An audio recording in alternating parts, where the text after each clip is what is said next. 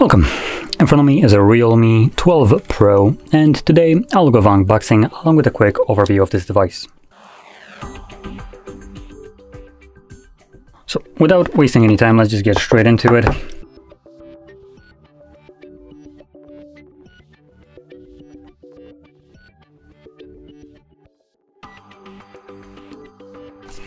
Okay, so we got a Type A to Type C cable for the charger, 67-watt charger included in the box, obviously the phone, and a silicone case.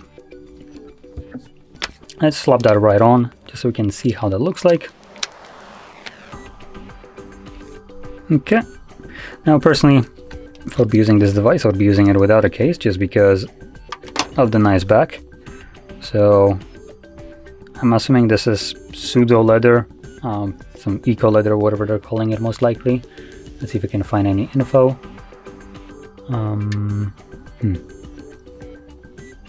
Apparently I can't find any info. But yeah, it feels like just some kind of leathery material, though we all know I don't think there's any phone that actually came with genuine leather.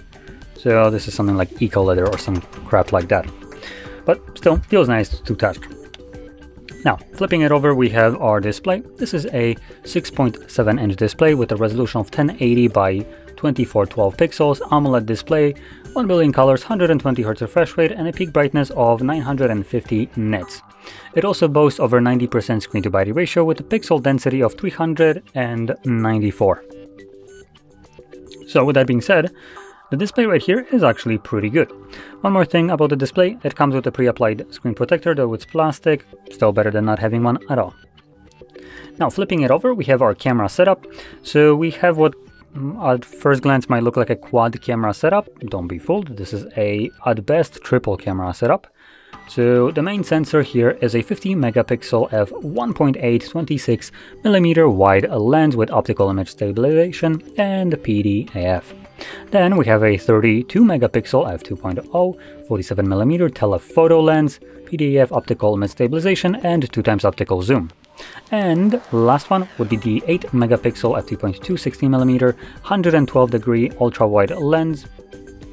Now with back cameras, you can record videos at 4K 30 frames or 1080p 3060 and also slow motion at 120 with gyroscopic electronic image stabilization.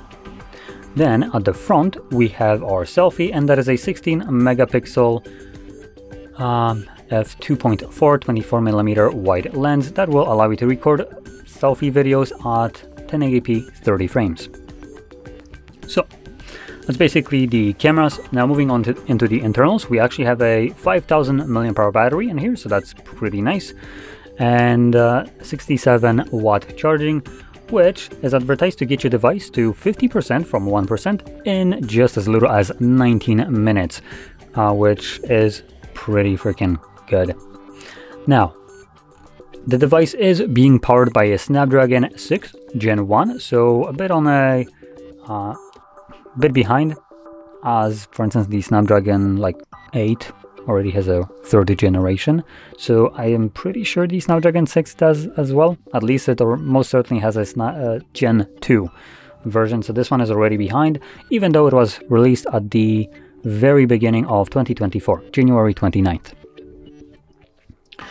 Okay, now it comes with either 8 or 12 gigabytes of RAM, which is pretty good, and at the very base entry, the price obviously, we get 128 gigabytes of storage with 8 gigs of RAM, then 256, 8, and 512 with 12 gigs of RAM.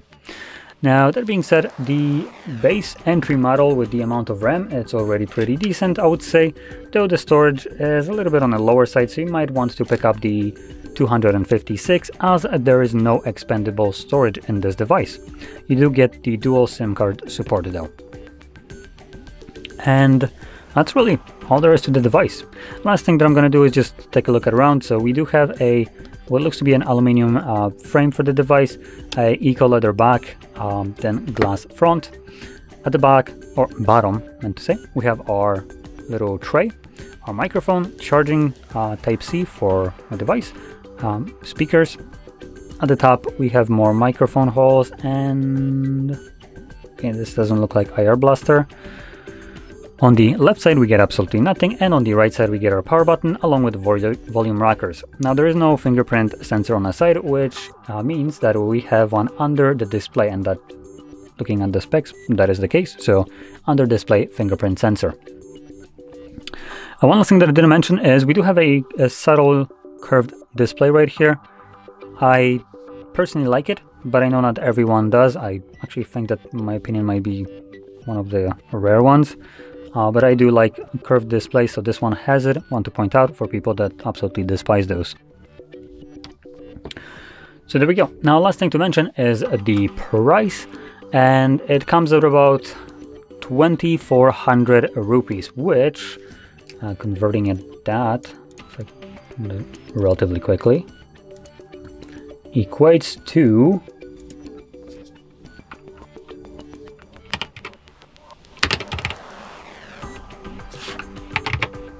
if I can find US dollars.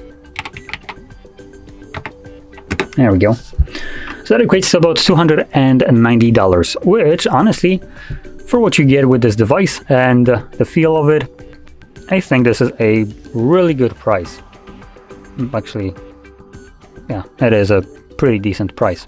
So it's approaching something that I'd consider mid-range, but it does offer quite a lot of premium feel to actually be worth that much.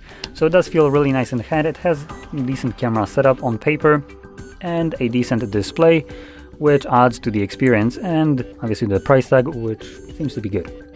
So anyway, with that being said, hopefully you found this very helpful, and if you did, don't forget to hit like, subscribe, and thanks for watching.